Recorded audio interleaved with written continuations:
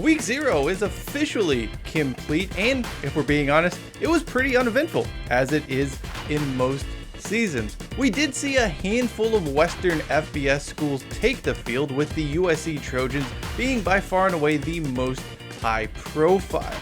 Despite an overall lack of action, there are a few key takeaways we can glean from this slate of games. With that in mind, let's jump into what we learned about college football in the West after Week 0.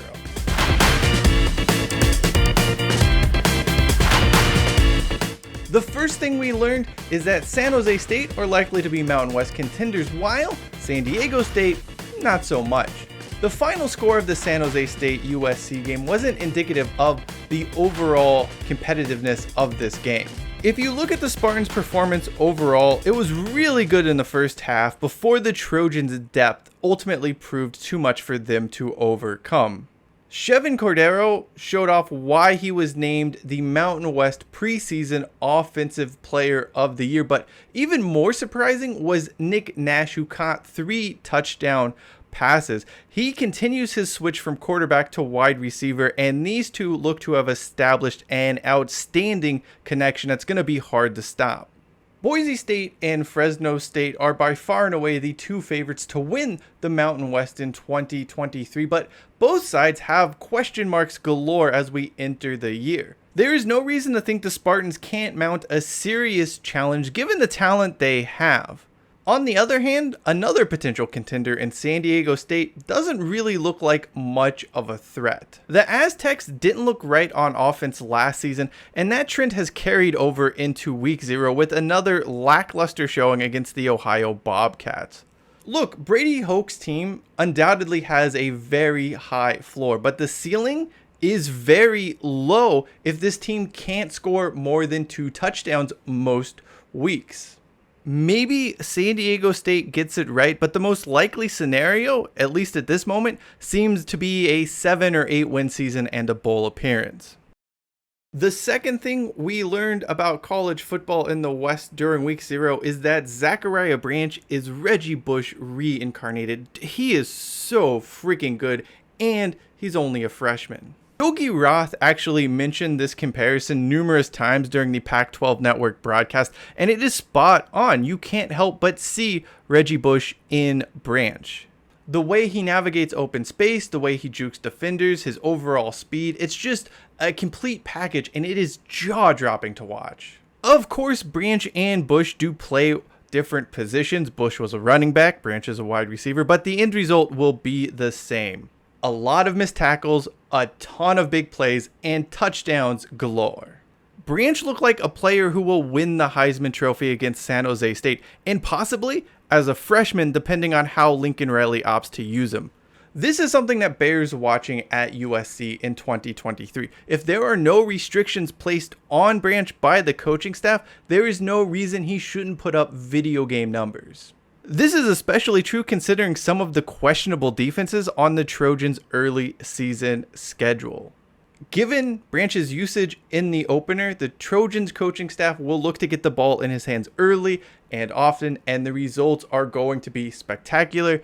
That, though, pains me to say because, well, I hate USC, but what are you going to do? Week 0 also taught us that Hawaii is improving, but there's still a lot of work to do here. Look, Timmy Chang inherited a total mess when he took over as head coach of the Rainbow Warriors. Last year's 3-10 showing, which began with a home blowout against Vanderbilt, was proof of that. This year's start against Vanderbilt did show a lot of improvement, and you could argue that Hawaii could have won this game had things broken differently. However, you still see a program that has a lot of work to do as far as its rebuild goes. The team as a whole is very disjointed. There just isn't a lot of cohesiveness. Not all players seem to know what they're supposed to be doing and what their teammates are supposed to be doing. That, of course, is pretty bad. If there is one silver lining to take away from this Week 0 game, it's that you could see a realistic scenario to where Hawaii could get to 500 or thereabouts, and that would be a hell of an accomplishment for Chang. The last thing we learned about college football in the West this week is that New Mexico State, they're going to be entertaining, if not necessarily good. Many people will point at the Aggies losing to UMass and laugh, but it is extremely important to note the Aggies should have won. They were extremely sloppy in the fourth quarter of this game. Quarterback Diego Pavia not only threw a pick six, but then barfed up a fumble deep inside Aggies territory, with UMass capitalizing on both turnovers. That's a 14-point swing right there, and it also negates the other ways the Aggies shot themselves in the foot on this day. When New Mexico State wasn't turning the ball over, they had very little issue moving the ball up and down the field against UMass. This will likely be the case for the entire season. The Aggies are by no means the best team in the nation, but I think they're going to be fun to watch if you do happen to catch them on those Tuesday and Wednesday CBS Sports Network games. I personally have always had a soft spot for New Mexico State that dates back to the school's rivalry with my alma mater, Idaho, and I think just New Mexico State getting bowl eligible or getting close to it, it's good, and I hope that they can manage to do that again in 2023. And if they don't, it's still probably going to be entertaining to watch. Looking ahead to week 1 as it relates to college football in the West, you're obviously going to see a lot of attention paid towards Utah hosting Florida and Deion Sanders taking his Colorado Buffaloes to TCU. There are a few other matchups flying under the radar, such as Washington hosting Boise State, Wazoo traveling to Colorado State, and UCLA welcoming Coastal Carolina to the Rose Bowl.